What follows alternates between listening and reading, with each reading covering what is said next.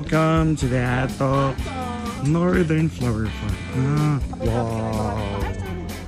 It is my first time here in Atok, Benguet and first time ko rin ma-visit itong flower farm na ito. Ano nga ba yung mga pwede natin tandaan kapag nandito tayo at maggagawa ng prenup or mga shoot or just to visit? Dahil active sila sa kanilang Facebook page, nagkaroon ako ng idea pero dito makikita nyo yung mga prices. Umabot ng 6,000 yung aming gastos, 2,500 yung prenup fee plus per head na entrance fee. Bago ka pumasok, magbibigay sila ng mga guidelines. Unang-una dyan ang bawal pumitas ng mga bulaklak kasi mahirap nga naman magtanim. Kita nyo naman, sobrang blooming, sobrang ganda, sobrang fresh ng mga flowers dito. Iba't ibang varieties. Ito yung mga cabbage flowers nila na iba't iba yung kulay. Dito sa bato na to, dito namin ginawa yung mas overlooking na view na makikita mo yung bundok na parang painting na. Tapos grabe yung mga bulaklak na enjoy talaga namin. Out of the Baguio layouts namin, ito yung isa sa most favorite. You can visit Nice Print Facebook page para makita yung post ng outputs ng shoot na ito.